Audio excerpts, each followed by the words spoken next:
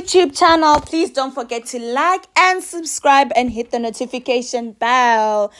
Guys, we're back at it again, and yeah, guys, let's get going. So as you can notice by the screen, today we'll be dealing with Introduction to South African Law, which is aka CJUA011, proudly for first year students. So yeah, guys, let's get going. So as you can see, like I've stated, we'll be dealing with the history of human rights. So now with regards to the history of human rights, guys, it is just straightforward. So it's not something that I'm going to dwell much on it because I won't even take time. So I just hope you guys will enjoy the video, and please don't forget to like, comment, and of course subscribe. So let's get going, guys. So now we'll be dealing with the history of human rights, whereby the first thing that you guys need to know is what is human rights and what are regarded as what is human rights.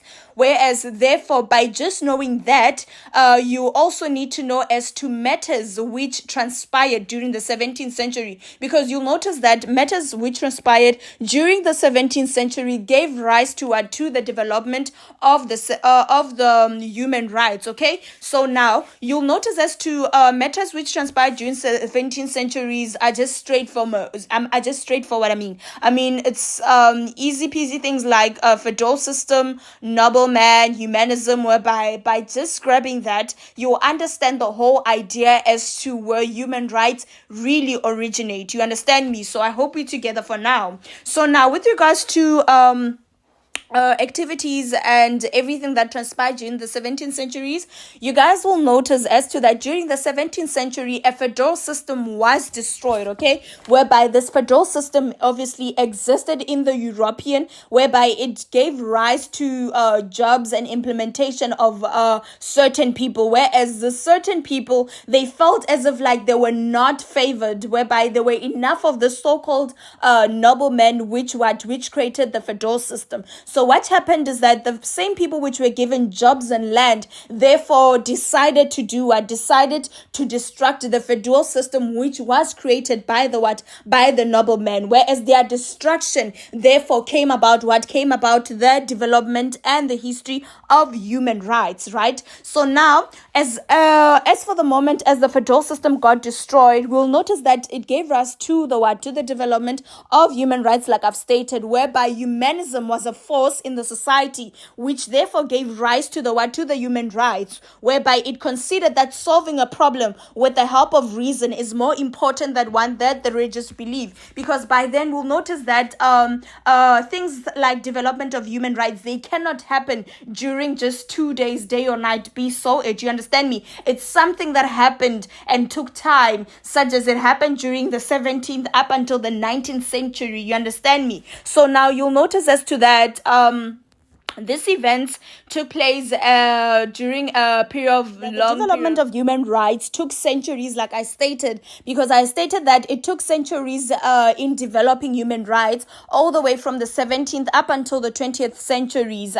So therefore the human rights even now, they are still developing and never static, because you'll notice that as to human rights are given implementation by people, which is why we say they are not static, because a person can just rise up and say that, you know what, I want to implement this right, whereby that right will automatically form part of human rights, which is why we say that human rights are not static, but are therefore in development, as in like continuous development, right? So in continuation, you'll notice that a lot of event has happened between the influence which gave rise to human rights. Therefore, scientific and technology revolution also gave rise to this economical progress, right? Whereby modern and rich citizens, which started the demand of social and political changes, gave rise to all these human rights which we've been talking about, right? Whereby there are theories of development of human rights which you guys will need to take into cognizance of, right? So with regard to the theories of development of human rights, you'll notice that they are founded by the development of human rights, whereby men